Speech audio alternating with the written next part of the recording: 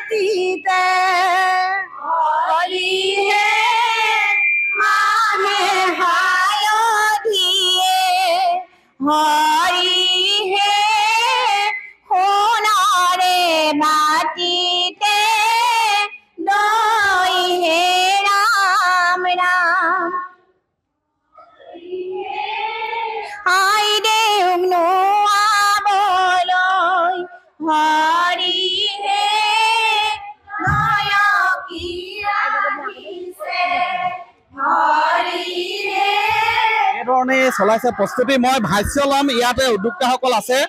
বাইদেউ, এইফালে কেনেধৰণে কি প্ৰস্তুতি চলিছে? আজি আমাৰ ইয়াতে আখৰা হৈছে। আমাৰ শিৱসাগৰ অসমৰ পৰা সদিয়াপৰা ধুবুৰীলৈকে আমাৰ যিখিনি দলপতি আছে সকলোকে আমি নিমন্ত্ৰণ জনাই আজি ইয়াতে আখৰা দিম। এই দলপতিখিনিয়ে নিগৈ সকলো নিজে পৰিলে 100গৰাকী আয়তীৰ লগত তেওঁলোকে নিজে নিজ স্থানত গৈ পেলাই আখৰা দিব।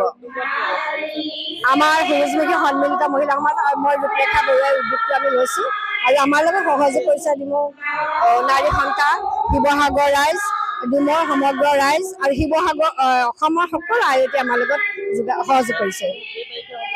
6 এপ্ৰিল তাৰিখ দেওবাৰ। 6 এপ্ৰিলত মই দেখুৱাইছোঁ অসম বুক অফ ৰেকৰ্ডছত নাম অন্তৰ্ভুক্ত কৰিব বিয়ানাম পৰিৱেশন কৰি, আৰু তাৰ বাবে এনেধৰণেই মহিলাসকল তথা আয়তীসকলে বিয়ানামৰ বিয়ানামৰ অনুশীলন কৰিছে। লক্ষণীয় হ'ব 6 এপ্ৰিলত তেওঁলোকে কৈছে 10,000 বিয়ানাম পৰিৱেশন কৰি অসম বুক অফ ৰেকৰ্ডছত নাম অন্তৰ্ভুক্ত কৰিব, আৰু তাৰ বাবে এনেধৰণেই বৰ্তমান পূৰ্ণগতিত চলাইছে আখৰা তথা অনুশীলন। আপুনি বিচৰা বাতৰি পাব কেৱল নিউজ 18 এপত। নিউজ 18 এপ ডাউনলোড কৰিবলৈ স্কেন কৰক এই QR কোড। গুগল প্লে ষ্টৰতো পাব এই নিউজ 18 এপ।